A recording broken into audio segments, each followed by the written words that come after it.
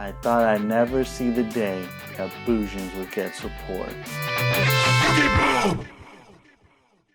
What's up, guys? Abe here, and today we have an update to Bujins. Now, who would have thought Bujins would have got support? I always believed they would, even though it was years ago that they got support. And yeah, I mean, it's great that they finally get some new cards, trying to make them a little bit better. I don't think they're going to be meta. This is straight casual, Bujins, try to add as much as you can because they need as much help as possible. And yeah, I mean, I know Zeus got hit with Dryden and stuff, but I mean, what can you do? Tri Brigade's still running around, so I mean, at least that, if you want to add in some Tri Brigade stuff into Bujins, you can. I did in this deck profile. I try to keep it as pure as possible. But obviously, you can always add some more stuff in there if you like. But yeah, let's go ahead and jump into the Bujin deck profile. So, starting off with the new monsters that we got in Lightning Overdrive. We're playing triple Bujin Torefune, or whatever you call it. We get a freaking rescue rabbit for Bujins. That's basically what this card does. And then whenever you exceed, you get to equip it to the Bujin monster, and it banishes whatever it attacks. So obviously, the first exceed you want to go into is Susanoo, because Susanoo can search more stuff. And then you can equip this to it, and then you can start attacking stuff. With this deck, you want to go second. If you made it more if you with a lot of the monsters we run, if you wanted to condense the monster count, you can, and then maybe make it more like a control-based deck, kind of like what Zoo used to be. Albeit with Zoo, it's a lot easier to go into your to your stuff, but when it comes to Bujins, like with this deck, I wanted to make it more going second, because you do need the extra draw. There are just times where you just get dead hands, and yeah, like I said, with Bujins, just straight up casual. But so with Torefune, obviously this is the card you want to resolve the most. It's the one you want to see in your opening hand as much as possible, because it summons 2 for free, basically. Obviously, you tribute it, you summon 2 from the deck. There's different types. The Bujins have to be different types, but I mean, just getting 2 monsters on the field for not even discarding card or anything like that, it's great. So yeah, so it's a great addition to the deck. Probably you might see it in some deck profiles, but probably a lot of profiles are gonna have 3. But honestly, for right now, I put in 2 of the Mahitotsu. So I had it at 3 when I first tested it out, but for some reason I just always ended up drawing 2, and it's like, bro, you don't want to discard the other one. You want to save it for later if you need to, extend or something, and yeah, it just kind of sucks. So I cut it down to 2 because like I said, the Torefune is the one you want to see most. Mahitotsu is just more of an extender. Obviously, it can start some plays. It has really good synergy with Arasuda. But I just saw it too many times where I would just draw 2. Or it would just, when I was testing the limited time I have testing out here, where we are, I never got to use this card till way later in my testing stages of the deck, but I always had Mahitotsu in my hand. I'm like, Mahitotsu, yes, it's a good card, but that's not the card I want to start with. If I want to start with one, it's going to be Torefune, and then Mahitotsu would be like a 1C, instead of the 1A that Torefune is. But nonetheless, like I said, you can search this out many ways. Tenki, Susanoo. Obviously, with Susanoo, you probably want to search for crane stuff because you want to start beating over stuff. But with the Mahitotsu, like I said, it depends. It's like you want it at 3 because you want to see it, but then you see it too much, and it's like You know what I'm saying? It just leaves you kind of speechless. So that's why for now I'm having it at 2. And we'll see if that changes in the future. But for now, 2 is cool. For the next card we play double Bujin Arasuda. Now, maybe when Bujins were a competitive deck, a lot of people probably didn't play this card.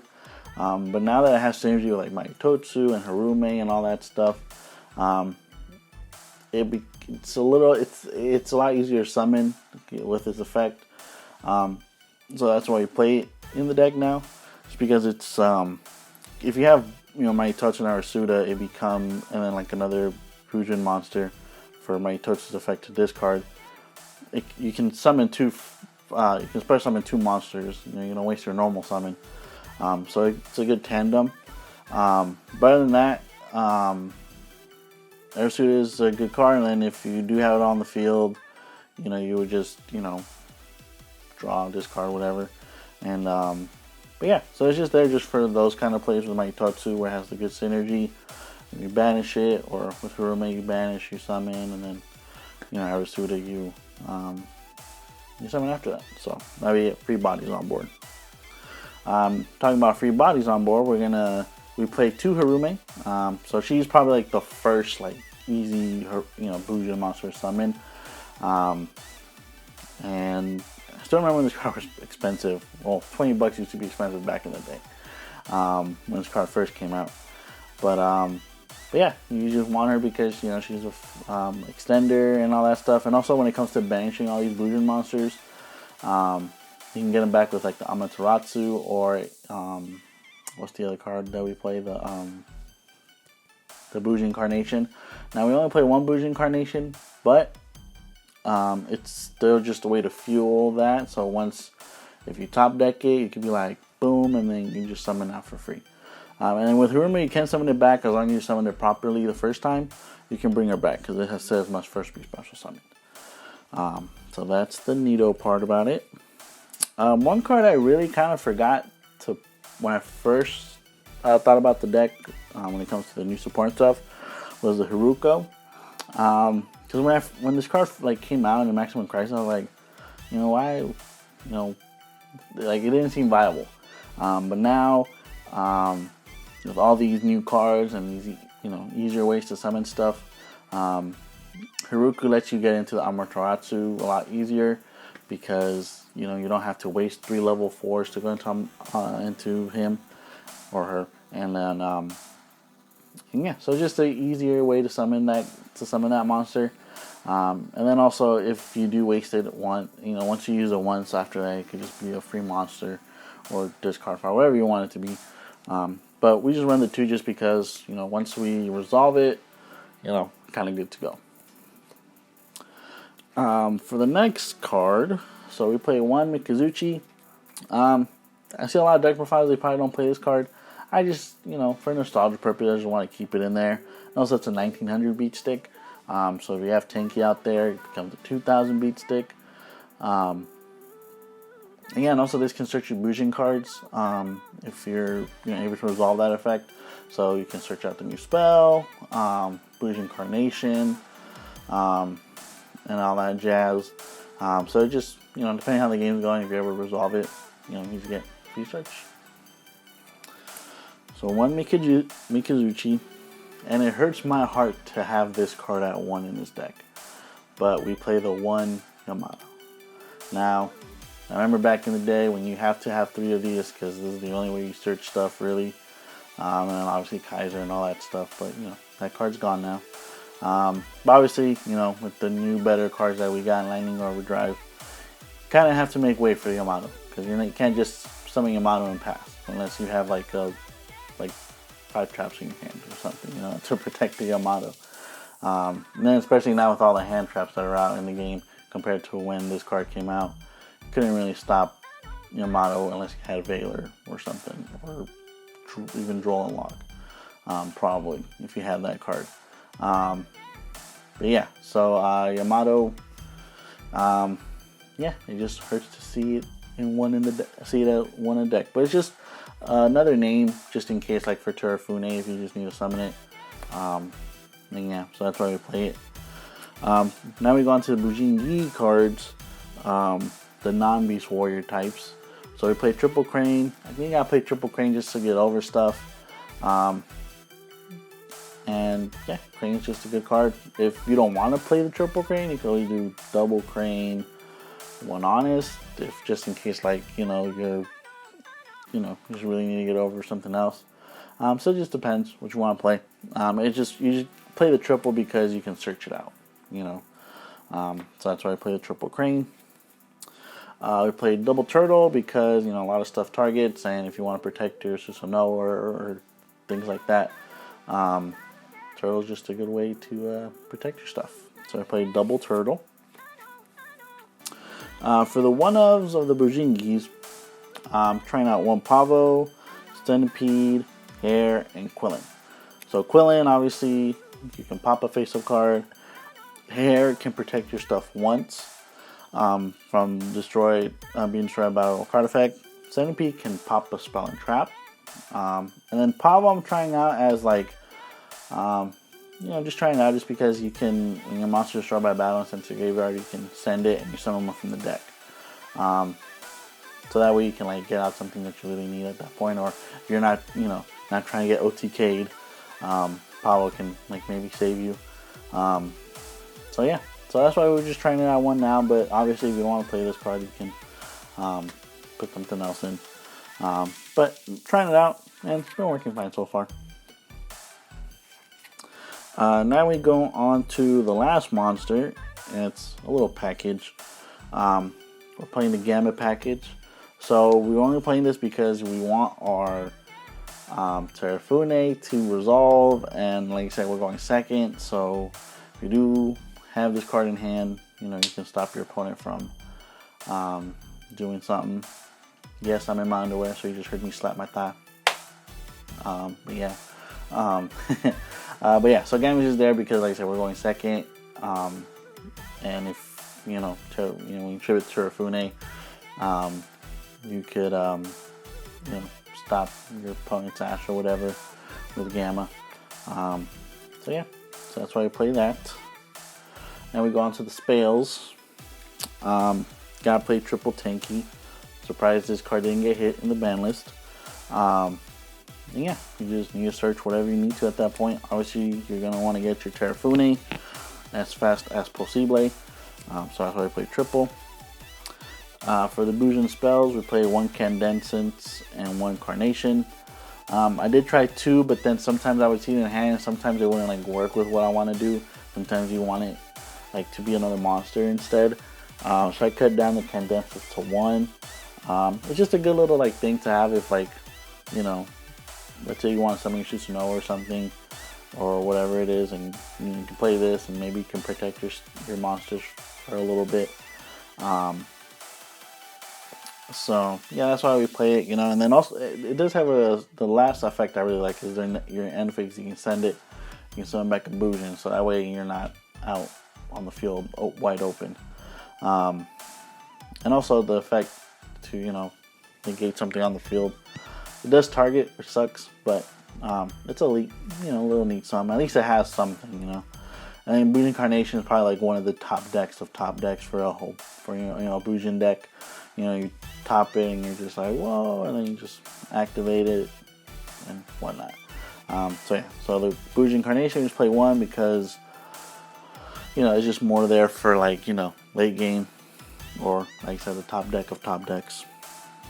Since we are going second, playing triple Dark Ruler no more, just to stop if your opponent has too many monsters, like with too many negations or anything like that. Dark Ruler can hopefully stop that, unless your opponent has a Judgment or something. And yeah, so Dark Ruler is there just to, if your opponent has too many monsters on the field, stop them, and then hopefully you can go into your play, and then hopefully you can start picking them off one by one. And for the last three spells, one Callback Grave to like I said with Terrafune, you want that to resolve. Harpy Feather Duster because we don't like back row, and then one Monster Reborn. just, you know, when you're in a bind, it helps out to have Monster Reborn. So that's it for the spells. And for the last 3 cards we're playing triple impermanence. Like I said, you could, if you want to make the Bujins more of a trap heavy deck, you can. But we're playing a lot more, I guess, hand trapped. Oh, we're not playing too many hand traps. But, you know, permanence is a good card going first or second, because you can always set it. But if you're going second, obviously it's like a hand trap. So that's why we play it. One card I did want to put in the deck that you can try is the Bujin Incident, which is a trap. It can stall the game. I'll tell you that much. If you're really in a pickle and you have that card set and you're able to resolve it, it'll help out. So that's one card I did want to put in, but then that's when I'm like, nah, I don't, you know, for purposes of the deck profile, I didn't want to put it in just because I put in the impermanence. But let's say you don't have impermanence, you could always put like, you know, strikes. You know, that's probably a little more accessible. And like maybe the one Bujin Incident, or maybe you could put like 2 Ash in the Bujin Incident. You know, whatever you feel like it. So yeah, so that's it for the main deck, guys. Now I would go on to the extra deck. Just for me, I like playing triple Susanoo. Oh my god, we got Platinum Secret Rares. I think they look cool. Anyway, I like playing triple Susanoo just because it's the easiest one to go into. You know, it searches out stuff. It is susceptible to Ash or Ogre or something like that. There were times where I summoned Susanoo, I would detach and I get Ghost Ogre. Thank you, Machuca, for doing that. And then my whole play just shot. But yeah. But still, Susanoo is still a good card because it can search stuff or it can dump stuff. Obviously, it's very susceptible to cards like Ash and things like that. But the fact that you have an extra deck monster that can search out your stuff, and then he can also beat over stuff, is great. So yeah, so Susanoo is great. Obviously, you can cut it down to 2 if you want to make space for something else. For the other Bujins, we play 1 Kagasuchi, 1 Tsukiyomi, and 1 Tiramisu, whatever you want to call it. You just want to have options. Kagasuchi, you know, it's 2,500, so that's what I like about it. And also, it can like bring back stuff. And then Tsukiyomi, you know, Tsukiyomi's been used in like hella light decks, light based decks. But it's just a good card because, like, you know, you can summon out 2. You have get more cards if you need to. And also they replace themselves as well. And then Amaterasu, you know, with the Haruko play or whatever you call that card, you can start bringing back stuff and all that. So yeah, that's it for the Bujins. Then we go to the more generic stuff. So I play 1 Tiger King because everything's Beast Warrior. You can get a Tenki from deck too, you know. And also it can negate everything on the field as in Beast Warrior. So that's why I still like playing Tiger King. Because, you know, it can just negate stuff, and then, yeah. So that's why we still play it. 1 Dweller because everybody and the mom play graveyard stuff. So there's that. 1 Exiton. Because in case you're in a bind and you really need to pop stuff, Exiton is there to save your butt. And then for like your overlay stuff, or like, you know, to rank over your rank 4 stuff, we run 1 Vespanado. You know, it's just in case like you run out of material and it's just a no or something, or whatever it is. You can overlay this on top of it. And also, if it does get destroyed, think about battle by card effect. Also does piercing, and it gets destroyed by opponent's card, so battle card effect.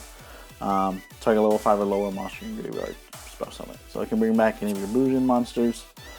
And then obviously I'm playing the 1 Zeus because I have it. But if you don't have Zeus, you don't have to play it. Exiton could be that, you know, more of a poor man's Zeus. But because I have it, I'm playing it. And you can, like, you know, if you have your XCs and stuff.